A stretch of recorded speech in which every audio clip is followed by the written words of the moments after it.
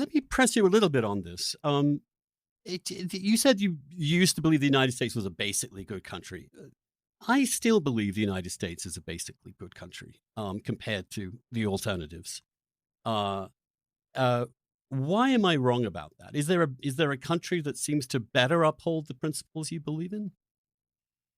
I think the United States is a good country for those who live within it, in the sense that it provides more free speech rights than just about anywhere else, which I think is an incredibly valuable thing that can't just be dismissed away. I think it provides a good amount of press freedoms, not as much as it once did, but compared to most countries, a good, healthy amount of press freedoms, which is critically important.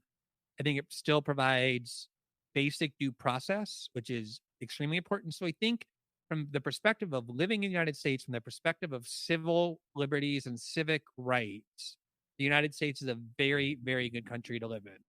I have a lot of respect for its history, for the things it's accomplished, for the founding documents.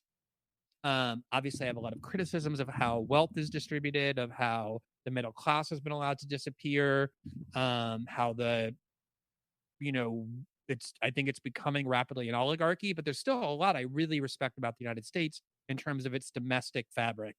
What I have really soured upon is the role the United States plays in the world.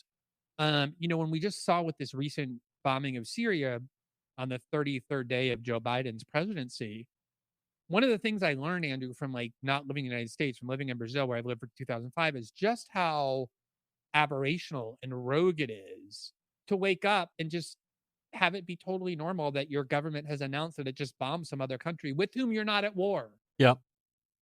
And you can say, well, look, that's because the United States is a sole superpower. By doing that, it like preserves a global stability. I think I used to think that. I no longer do. I think it's entirely for not even US interest in the sake of in terms of like I don't think the average American benefits because Syria is bombed. I think a very tiny sector of the society benefits from being in a posture of endless war that is very actually destabilizing. We've overturned democratic governments around the world, bombed tons of countries, killed huge numbers of people. Those things I don't think are good. And that's Did a you? big part of what it means to think about the United States. Trump was a kind of weird mix here, wasn't he? Because he's not exactly an enlightened human being, to say the least. But his view of foreign countries was, if you have to bomb them every now and again, then fine. But basically, we need to look after ourselves. And it seems to me that you had, with all your qualifications, obviously, but you have that basic posture. The United States should stick to its own business is pretty consonant with your point of view. And Yeah. certainly not consonant with the sort of, uh, Samantha Power, Jake Sullivan, certainly Anthony Blinken view of the world. And I obviously had a sort of grueling lesson in all of this, in which I don't believe that over the last 20 years, the United States has actually helped stability in the world. I think it's been a destabilizing influence. And what are the odds?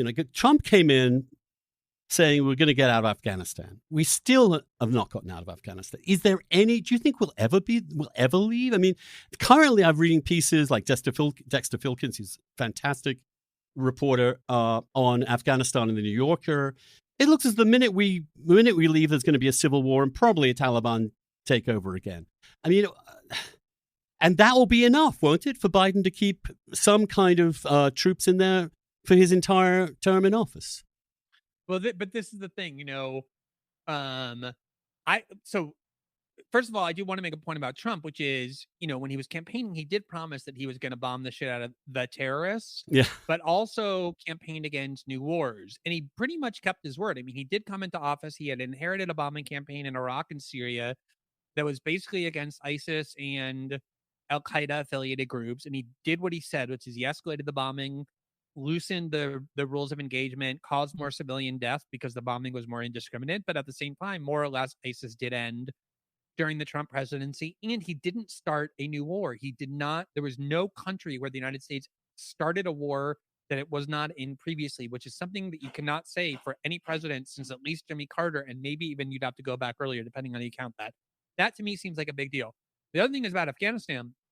I watched Andrew. Like sometimes, if you just watch the what happens in the bowels of Congress, it's where you really learn the reality of what's going on. Trump in June of 2020 unveiled a plan to withdraw troops both from Germany, I think 35%, and Afghanistan, the full drawdown by the end of the year. And the House Armed Services Committee, dominated by pro war Democrats, aligned with the neocons led by Liz Cheney, who was on that committee.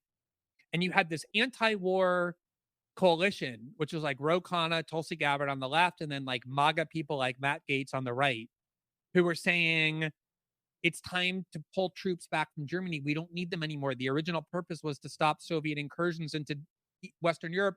The Soviet Union doesn't exist anymore. And to the extent we're supposed to check Russia, Russia had no problem invading Crimea while these troops were there. Those troops did nothing to stop them. No one thinks Russia's going to invade Western Europe. And then also, they were saying it's time for the Afghanistan war to end. I mean, we're not doing much to stop the Taliban by being there. And at some point, we're going to have to come home.